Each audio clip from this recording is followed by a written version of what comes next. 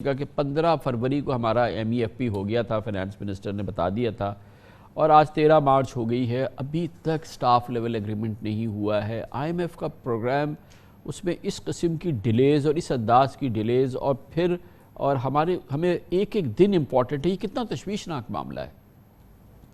بسم اللہ الرحمن الرحیم۔ یقیناً جو آپ کہہ رہے ہیں کہ یہ پریشانی کی تو ضرور اس لیے بات ہے کہ کافی عرصہ حکومت نے کچھ نہیں کیا، مگر جنوری کے آغاز کے بعد انہوں نے تقریباً سارے جو ہمیں ریفارمز اور سٹیپس لینے تھے وہ تقریباً سارے لے لیے گئے ہیں۔ تو یہ بات کچھ سمجھ میں نہیں آ رہی ہے کہ کیوں سٹاف لیول ایگریمنٹ جو ہونا ہے وہ کیوں ہو نہیں پا رہا ہے۔ یہ کافی پریشانی کی بات ہے، اور حکومت تو ہر وقت کہہ دیتی ہے کہ ایک ہفتے میں ہو جائے گا، مگر ایسا ہوتا نہیں ہے۔ کیا وجہ ہے ڈاکٹر صاحب؟ حکومت کیا کر رہی ہے؟ کیا حکومت کو کچھ معلوم نہیں ہے کہ IMF میں کیا ہو رہا ہے؟ معلوم ہے، وہ ہمیں نہیں بتا رہی ہے کہ کیا ہو رہا ہے؟ آپ کے خیال میں کیا ہو رہا ہے؟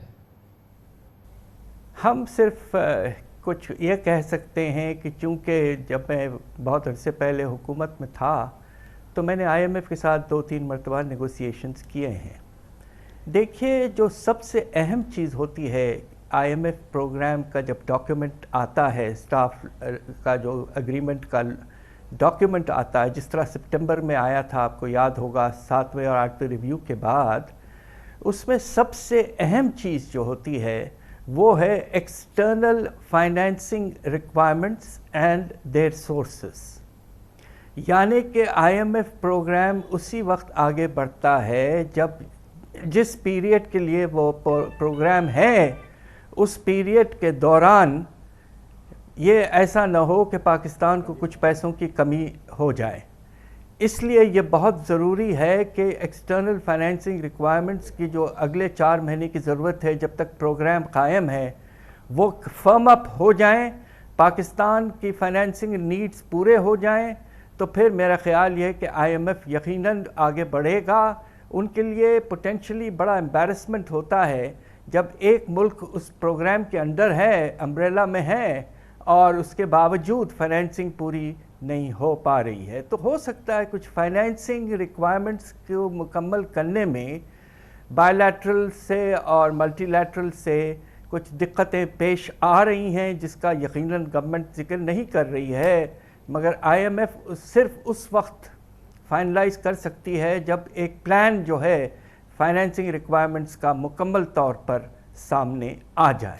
لیکن ڈاکٹر صاحب، ابھی تو ہم یہ 3 سالہ پروگرام ہے، اس کے 9ویں ریویو میں ہیں، جو کہ 3 اکتوبر کو مکمل ہونا تھا۔ نومبر تک ہمیں 1.2 ارب ڈالر کی قسط ملنی تھی۔ وہ تو 3 اکتوبر، 3 نومبر، 3 دسمبر، 3 جنوری، 3 فروری، 3 مارچ گزر گیا، ہم 9th ریویو کمپلیٹ نہیں کر سکے۔ ابھی ہمیں 10واں کرنا ہے، 11واں کرنا ہے، 12واں کرنا ہے، اور یہ سب 1 جون تک یہ ساری چیزیں ختم کرنی ہیں۔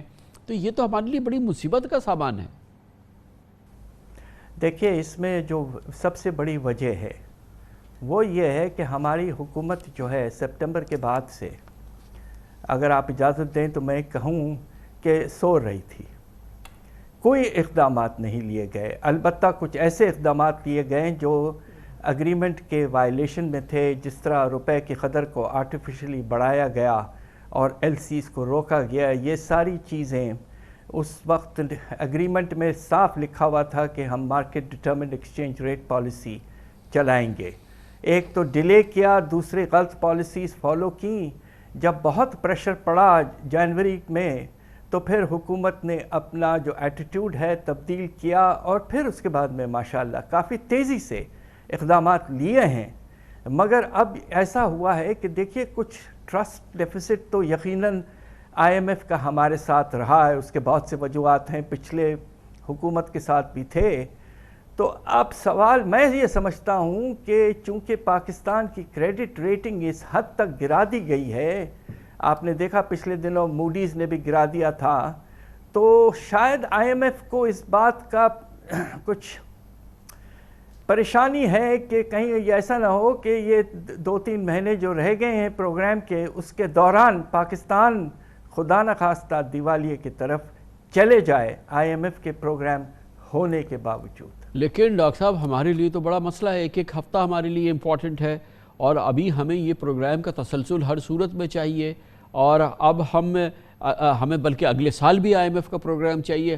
ہم ایک سیاسی ہیجان تلاطم میں مبتلا ہیں، اب ہمیں نہیں پتا کہ اگلے ایک مہینے بعد کیا ہوگا اور اگلے حکومت کس کی آئے گی، یا پھر جون کے بعد کیا ہوگا۔ تو یہ IMF کو کیا پتا ہوگا، جس کو کہ پروگرام کی کنٹینیوٹی چاہیے، اسے پتا ہے کہ ہماری جو ضروریات ہیں وہ اگلے سال کے پروگرام کی بھی ہیں، ان کے ساتھ جو معاملہ طے ہوگا وہ آگے والی حکومت اس کو قبول کرے گی نہیں کرے گی۔